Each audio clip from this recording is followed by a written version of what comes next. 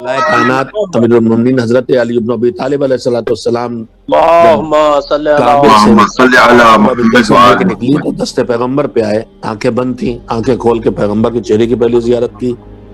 جب تک کعبے کے اندر تھے چاروں طرف بت تھے، آنکھیں نہیں کھولی، پہلی نگاہ پیغمبر کے چہرے پہ ڈالی۔ سوچئے جس کی پہلی نگاہ صاحب معراج کے چہرے سے شروع ہو، اس کی نگاہیں کن بلندیوں تک جائیں گی۔ گود میں آئے تو زبان کھولی، گفتگو شروع کی، اور اس کے بعد خلاصہ کلام یہ ہے کہ ساری آسمانوں کی تلاوت، اور اس میں قرآن کی تلاوت بھی جو ابھی نازل نہیں ہوا، اور پیغمبر تصدیق کرتے رہے۔ خلیفہ کا لفظ اللہ کی بارگاہ سے تھا، انی جاعل فی الارض خلیفہ، عظمتوں اللہ کی جگہ آنے والا، تو وہی تو ہوگا جو اللہ کے جمال اور کمال اور جلال کا مخلوق ہوتے ہوئے مظہر۔ جتنا جلال و جمال الہی کہیں آ سکتا ہے کسی مخلوق میں، وہ ہو جائیے خلیفۃ اللہ کو۔ وہ عالم ہے تو اس کے پاس علم ہونا چاہیے، اس کی جگہ لینا ہے نا۔ وہ قادر ہے، ان کے پاس قدرت ہونا چاہیے۔ وہ صاحب ارادہ ہے تو ان کے پاس ارادہ ہونا چاہیے۔ وہ صاحب ادراک ہے تو ان کے پاس قوت ادراک ہونا چاہیے۔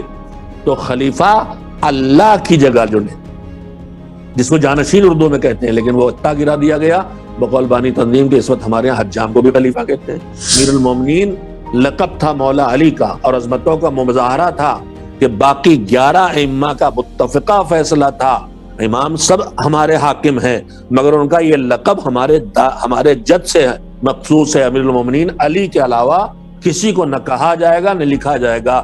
دشمن نے اسے اتنا گرایا کہ یزید کو بھی امیر المومنین کہا گیا۔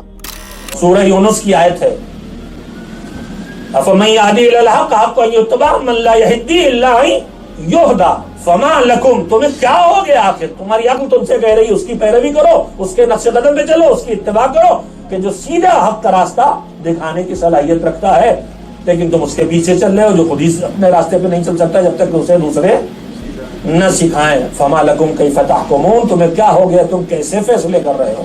کہ تم کیسے فیصلے کر رہے ہو؟ یہ ایک معیار قرآنی ہے۔ اگر اس معیار قرآنی پر بھی پرکھا جائے کہ ہدایت دینے کے لائق کون ہے، کسی کو راستہ بتانے لائق آدمی تب ہوگا جب خود راستے کو جانے۔ یعنی ہدایت دینے کی پہلی شرط ہے صاحب علم ہونا، صاحب علم ہونا۔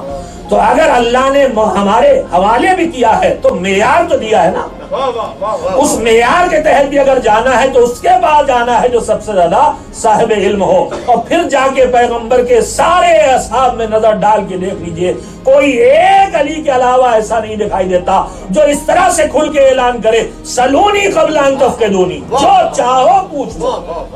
زندگی کے جس شعبے سے جو آدمی اٹھ کے سوال کر لیتا، علی کو جواب دینا پڑتا۔